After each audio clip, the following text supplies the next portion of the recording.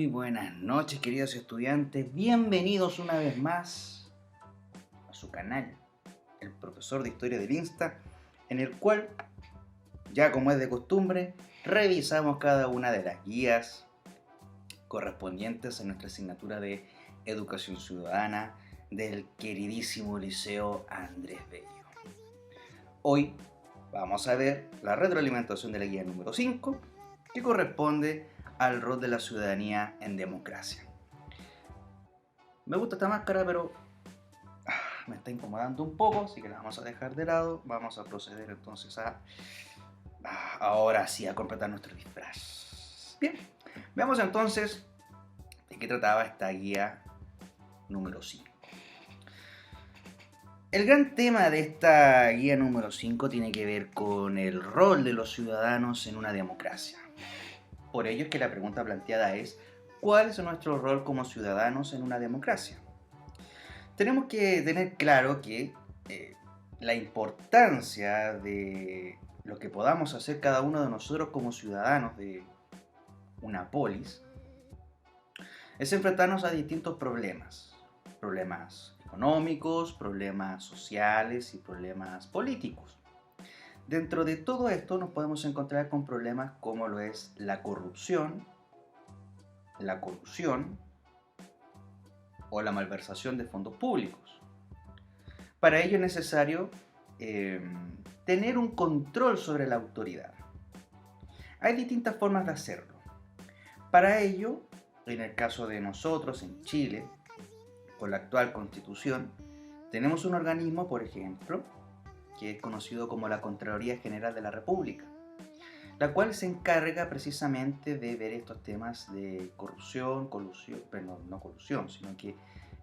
corrupción entre distintos políticos u otras instituciones o empresas que no estén jugando con unas reglas bastante limpias, y con ello también la malversación de los fondos públicos, es decir, que en distintas instituciones no se estén utilizando los fondos para aquello a lo cual está destinado. En ese caso nosotros podemos tener el ejemplo de nuestro querido Contralorito, al cual yo tengo un gran aprecio, ya que Contralorito, que sería prácticamente la mascota que tiene la Contraloría General de la República, se ha utilizado para poder difundir cuáles son las funciones que tiene este organismo autónomo, por supuesto, del Estado, encargado de hacer las fiscalizaciones. En su cuenta de Instagram de Contraloría General de la República podemos encontrarnos memes como este, en el cual se ven estas viñetas y la situación es la siguiente. Un personaje le dice: deja que las instituciones funcionen. Contraloría le responde: estamos funcionando, por eso controlamos que las instituciones y sus funcionarios actúen bajo el marco de legal. A continuación podemos ver que el otro personaje se empieza a enojar, se empieza a ofuscar y a frustrar porque no logra su cometido, que es evitar que Contralorito, en este caso la Contraloría, los investigue. Podemos ver que este caso no es tan ficticio como lo podemos ver aquí. Hemos visto como, por ejemplo, últimamente se le ha pedido información al Ministerio de Salud, por ejemplo, o información a Carabineros de Chile, también a las Fuerzas Armadas.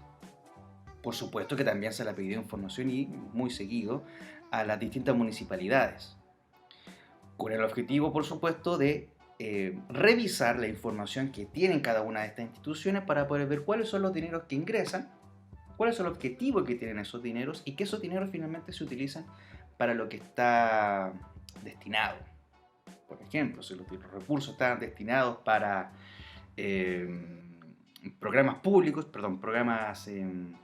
sociales, en el cual se brinda ayuda a las personas que están en una situación de pobreza bastante complicada, y que no se termina utilizando recursos o desviando recursos para, por ejemplo, hacer un viaje a Mendoza para ver un ballet, y que con esos recursos se paguen los viáticos de todos los que fueron Maipú.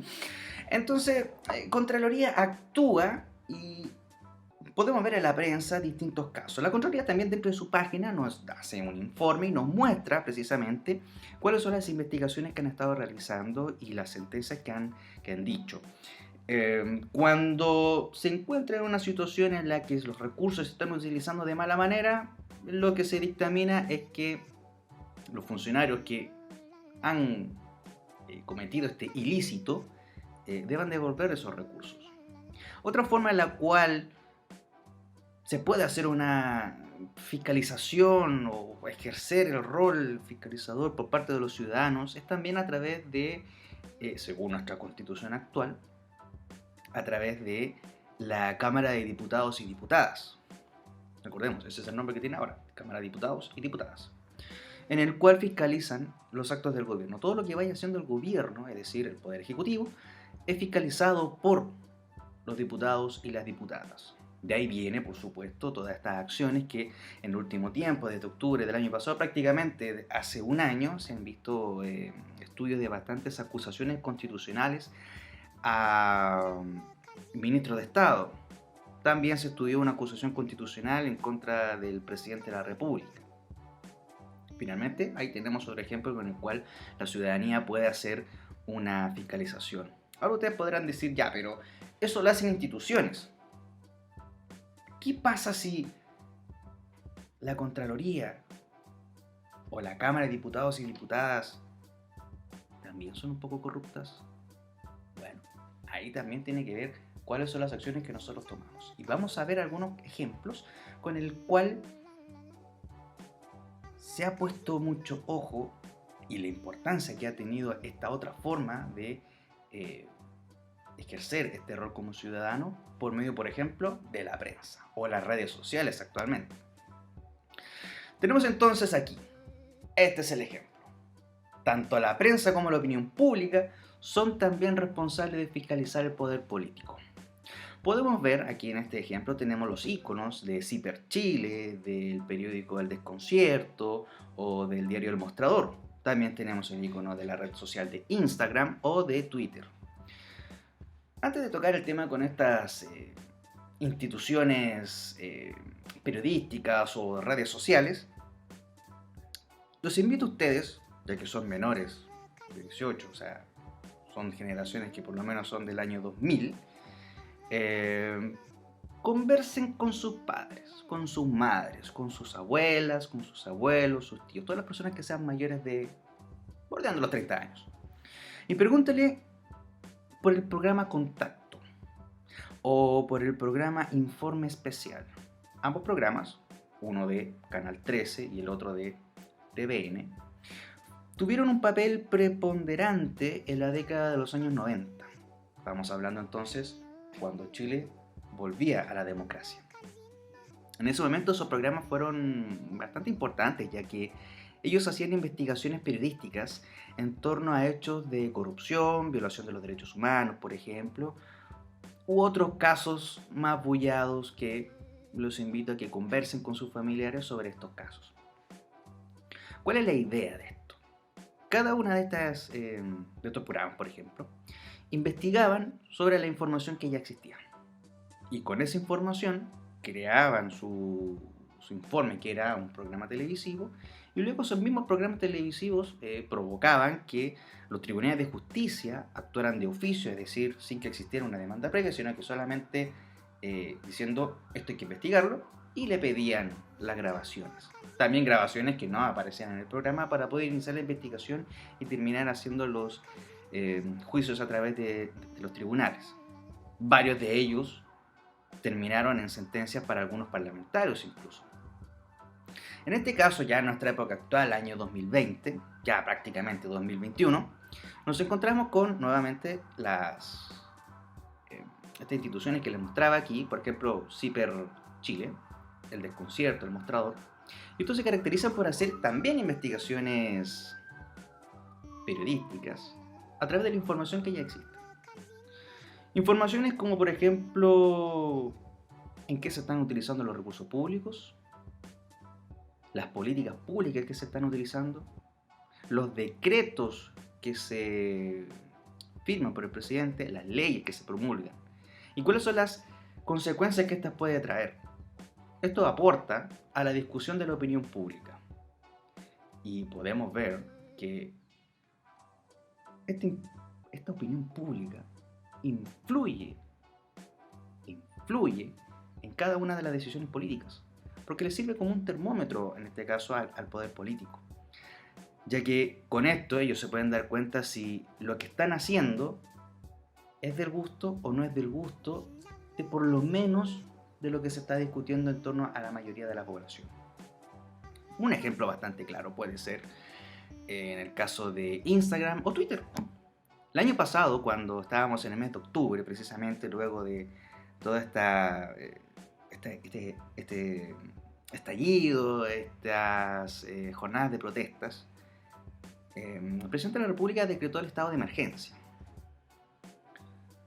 Y lógicamente, para un medio escrito como puede ser un diario, tarda un poco en poder generar un artículo donde se trate el tema.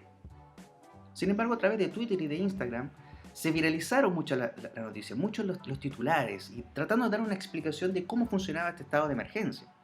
Algunos de ustedes recordarán que en el Instagram que estoy utilizando como su profesor, en cada una de las historias yo les iba colocando qué era el estado de emergencia, cuáles eran los derechos que se estaban reduciendo, en este caso libertad de locomoción, de reunión, un toque de queda. Y también especificando que no era posible que un miembro de la Fuerza Armada o de la Fuerza Pública entrara al domicilio de alguna persona para tomarlo detenido, y mucho menos podía disparar armamento letal con la intención de herir gravemente a la persona. Debido a eso, es que también los mismos tribunales y también organismos internacionales como Amnistía Internacional pusieron el ojo crítico en Chile, sobre todo, en este caso el Poder Ejecutivo, sobre los excesos, abusos o ya de frente violaciones a los derechos humanos. Debido a esto, que toda esta información que se pueda recopilar o que se pueda generar a través de las redes sociales o de estos tipos de prensa son fundamentales para la opinión pública y para el conocimiento, y sobre todo también para poder tomar una cierta temperatura a lo que está ocurriendo en la opinión pública. Pero vamos ahora a nuestro texto número 1. Nuestro texto número 1 trata sobre las normas para vivir en sociedad. Adela Cortina, que ya la habíamos leído en textos anteriores, en guías anteriores, nos habla precisamente en su texto de la educación del hombre y del ciudadano sobre las normas morales y las normas jurídicas. Debemos entender, según lo que dice Adela Cortina, que las normas morales, todo lo que tiene que ver con la regulación que tiene cada persona en torno a lo que es bueno y lo que es malo. Sin embargo, ella también hace énfasis en que estas normas morales dependen de cada persona, ya que para una persona algunas cosas pueden ser buenas, pero para otra persona, según su perspectiva, su contexto histórico también, tal vez no son tan correctas. Entonces, debido a eso, que las normas morales son subjetivas, pero hay puntos en común, como por ejemplo, matar es malo, mentir es malo. Por otro lado, tenemos las normas jurídicas. Las normas jurídicas se basan en las normas morales y con ellas se intenta, por supuesto, establecer y dejar por escrito la norma, que en este caso también se puede denominar ley o decreto o constitución. En este caso, lo que se intenta hacer es que toda la sociedad entienda cuáles son las reglas para poder vivir en sociedad, para que podamos vivir en paz y ser prósperos. Y de esta manera, para evitar esta parte subjetiva que hay en torno a la norma moral, la norma jurídica no es subjetiva, es objetiva, en el sentido que si la ley dice que no se puede robar, tal vez no lo diga así explícitamente, pero se puede leer entre líneas que robar es malo, porque también hay una sanción para ello. Se debe entender entonces que todos los ciudadanos, todas las personas que habitan en el territorio nacional o en el territorio de dicho estado no pueden robar. Entonces tenemos la diferenciación entre una norma moral y una norma jurídica. La norma moral tiene que ver con la subjetividad que tiene cada una de las personas, pero siempre viendo en el horizonte lo bueno y lo malo. Por otro lado, la norma jurídica se salta esta parte de la subjetividad de la persona, ya que lo establece para todos y todos lo deben cumplir. Un ejemplo de una norma moral la podemos ver en la serie de películas de este querido personaje de Shrek, en el cual, si no me equivoco, en la primera película, cuando él conoce a Burro, Shrek va diciendo, este es mi territorio, esta es mi casa, este es mi hogar, yo quiero vivir solo. Y Burro le dice que está solito, que no tiene dónde ir, y es bastante molestoso. Yo creo que varios de nosotros que hemos visto la película a lo mejor no queríamos mucho a Burro al principio porque era muy molestoso y Shrek solamente quería vivir tranquilo. Shrek perfectamente lo pudo haber dejado abandonado. Lo pudo incluso golpear y nadie lo hubiese sabido, porque estaban solos. Pero la norma moral que tenía Shrek le decía, no lo puede golpear, no lo puede dañar, porque más encima es inocente. Es inocente en todo sentido, que no tiene culpa de nada, y tiene un pensamiento también bastante que no tiene mala intención. Entonces por ello ahí podemos ver un ejemplo de cómo la norma moral impacta en una persona, en este caso. Bueno, y luego Shrek, al darse cuenta que muchas más personas, otros personajes que están viviendo en su pantano, él decide ir donde el rey para que poder hacer una misión, rescatar a una princesa y bla bla bla bla, y con esa norma jurídica los va a obligar a todos a irse de su pantano. Ahí podemos ver un ejemplo claro de cómo se pueden aplicar estas normas morales y jurídicas. No solamente se aplican en la vida real, también la podemos ver en este caso de ficción, que es bastante entretenido. Por otro lado, en el texto 2, habla de las virtudes ciudadanas, escrita por el señor Camps, en su glosario para la sociedad intercultural, escrita en Valencia, de la editorial Bancaja. Aquí este texto habla del civismo, las virtudes cívicas, y todo se puede resumir en la siguiente oración: no hagas a los demás lo que no quisieras que te hicieran a ti. En este caso, lo que quiere decir que una virtud ciudadana es aplicar, por supuesto, no lo dice explícitamente, pero lo podemos entender así, que es aplicar las normas morales de buena convivencia, donde todos podemos vivir de una manera saludable, donde no nos matemos entre nosotros, donde yo debo respetar a la otra persona y la otra persona tiene también la obligación de respetarme a mí. Un ejemplo de una virtud ciudadana podría ser el caso del Capitán América, el cual sabemos que surgió en el periodo de las guerras mundiales. Si bien no tenía el físico suficiente para un combate, el señor Rogers igualmente es enlista. Y a pesar de la adversidad, él sigue haciendo lo que quiere hacer porque considera que en ese contexto enlistarse era hacer lo correcto, defender su patria, defender la libertad, combatir a los nazis, por ejemplo, en este caso. Debido a eso, sus superiores ven que él es completamente bueno, tiene una norma moral muy alta, tiene una virtud ciudadana muy alta.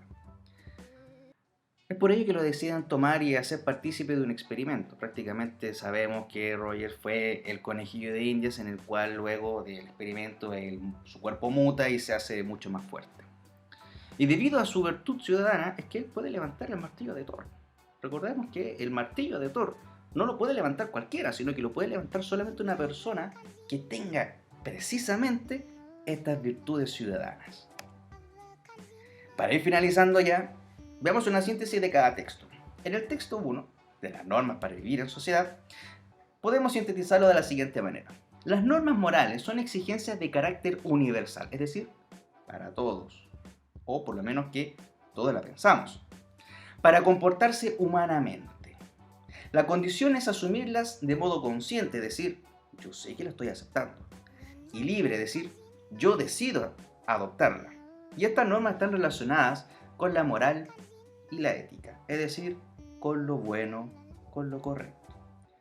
Puede ocurrir que alguna ley no se esté basando en una norma moral, En ese caso hemos visto situaciones en la cual ocurre la desobediencia civil, que es no acatar la ley por considerarla inmoral y a la vez aceptar las consecuencias de no acatar esa ley.